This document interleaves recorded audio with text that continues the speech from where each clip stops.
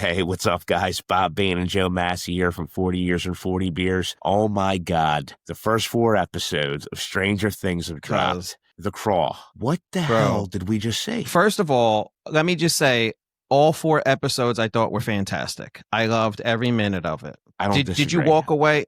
Okay, so you walked away with the same.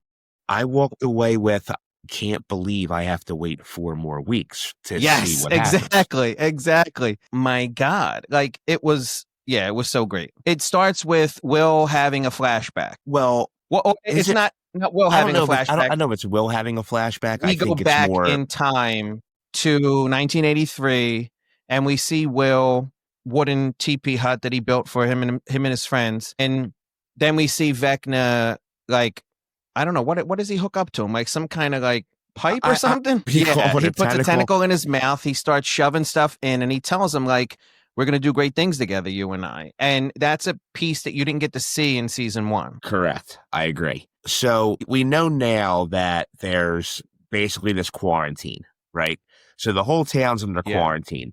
So the military knows what's going on. So that's what's changed so much from the first 4 seasons. They're living with...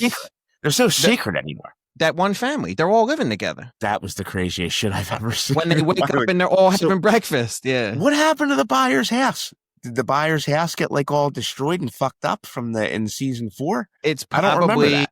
I don't remember either, but it could just be as simple as it's in the quarantine area. You know what? No, because I think that's more like the middle school, right? I think like the middle school was more the quarantine area, I think. They don't really show you. I mean, they don't. There was no explanation, but the Byers and I feel like 1 or 2 other people are living with Holly and Mike's parents. One thing I will say is, so I love the fact that they pay so much homage to the 80s, right? Yeah. I can't take credit for this. I did notice it a little bit, but I didn't actually know what I was seeing until one of our really good friends on our group chat said it, John Anderson. Somebody brought up yeah. And he's like, she's wearing the same outfit as the brother in the Goonies. And I was like, oh my God, she is. When she was training in the woods, she was wearing like the gray rep t-shirt. She's training like Rocky Balboa, cuz. It's crazy. She was training more than Rocky Balboa. She was training like SEAL Team 6. And you get to see the route she was taking through the woods in the first episode. You get to see what that actually was about at the end of episode 4. Like that route she took was an intentional route for a purpose. You know what I mean? But we'll get to that when we do episode 4. No, but what do you mean? What do you mean the route that? So when she was training in the woods in the beginning of episode 1, the crawl. Okay. And she's like, she hits the pumpkin and she goes over the ladder and she jumps over the bus. Yeah. That specific course of events was just like when she timed the thunder at the end of episode 4. Okay. All right. Yeah. Got it. I see what you mean. It just it was well, what we'll talk about. You know, it was intentional. It wasn't just. Guess what I almost just said? I almost said, oh, well, it might have been a coincidence. But that's a huge theme of The Crawl. Yeah. Is there are no coincidences. Yeah. They don't believe in coincidences anymore. And I love how they're giving codes over the radio airwaves. Oh my God, how insane was that, dude? And how insane was that? Where they're like, all right, the crawl's tonight. And I was just like, when it first started, Mass, I'm sitting there watching it going, oh, look at this. I'm like, another job, another year, another job. Yeah, right. And you don't know, but I felt like they did a fantastic job of explaining to you exactly what a crawl was within the first half hour. I agree. Do you feel like you completely understood what they were doing every time a shipment goes into the thing? So a crawl is basically recon, right? Correct. So recon is a military term. Their terms are not military as a crawl. But the way that they timed it with the supply, so there's a military base inside the Upside Down, which was so insane, right? So when did that happen? How did that happen so quickly? And I guess we see, I mean, they show you how they open up the portal, right? And the convoy goes through.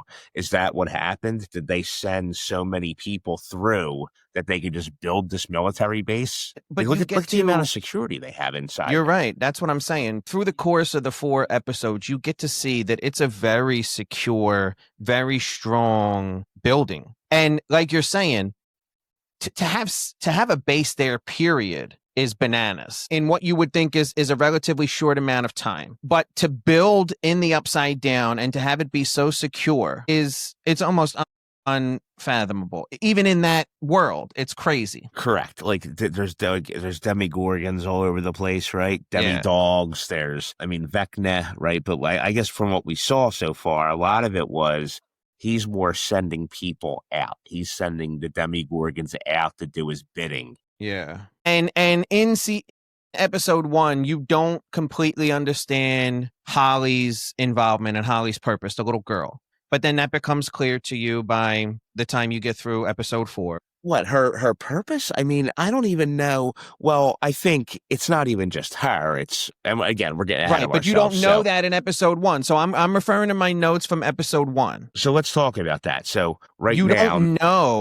This is the best part. Yeah, why did they all of a sudden, Holly, right? So the Wheeler family, okay? Right. So we've known Nancy, right? We've known Nancy and Mike, right? And we kind of knew the mother and father. I mean, the mother tried to be a cougar with Billy, at the pool. Yeah. She was showing her bathing suit. But Holly, and the father was always like very aloof and very like typical. He was a background character, right? And then Holly, I didn't even know there was a Holly. That's what I'm saying. Did you know there was a Holly Wheeler until this season? No. And to go from, I didn't know this little girl existed, to her playing what would appear to be a major significant part of episode 1 seemed very odd to me. Like if I don't disagree. Now it's a little more, you understand much more now that you get through all 4 of them.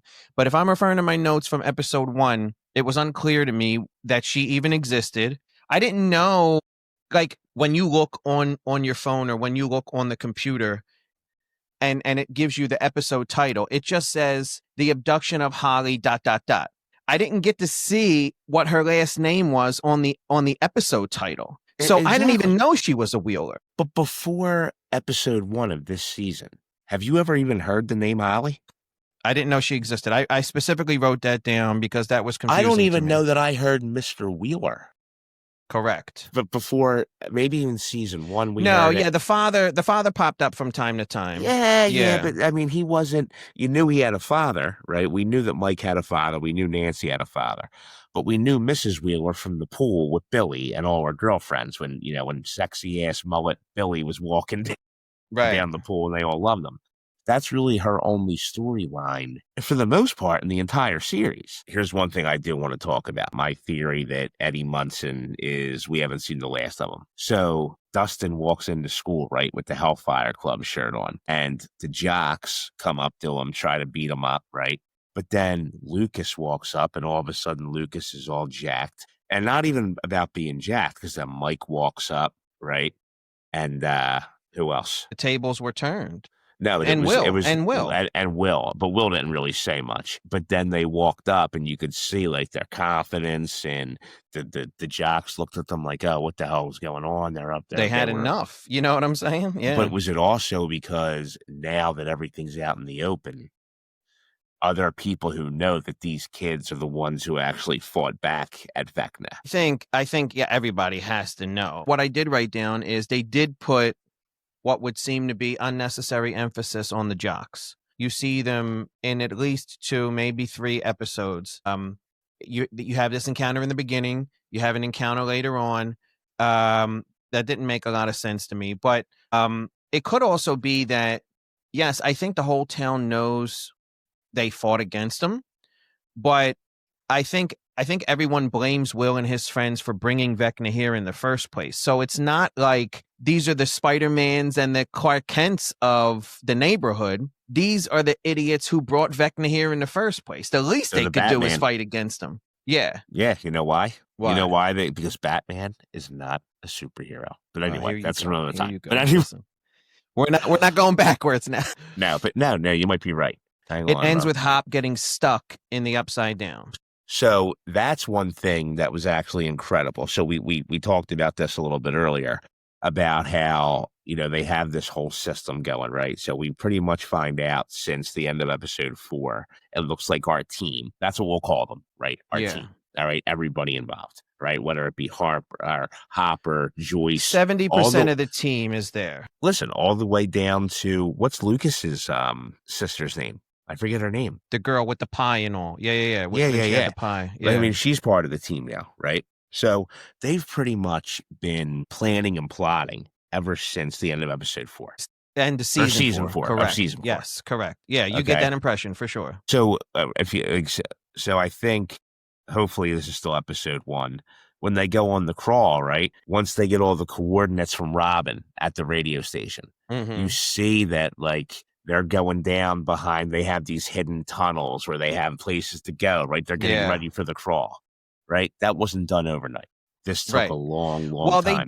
they have tunnels going into the Radio Shack. There's tunnels everywhere. And what did he call? He didn't call it Best Buy. He called it Buy Best or something like that. Who dug these tunnels? Where did these tunnels come from? Well, that's what I was going to say. I don't remember what the number was, but they made a reference in either episode 1 or 2 that this was like their 70th or 80th crawl. So they probably dug the tunnels first. We have no real concept of how much time has elapsed since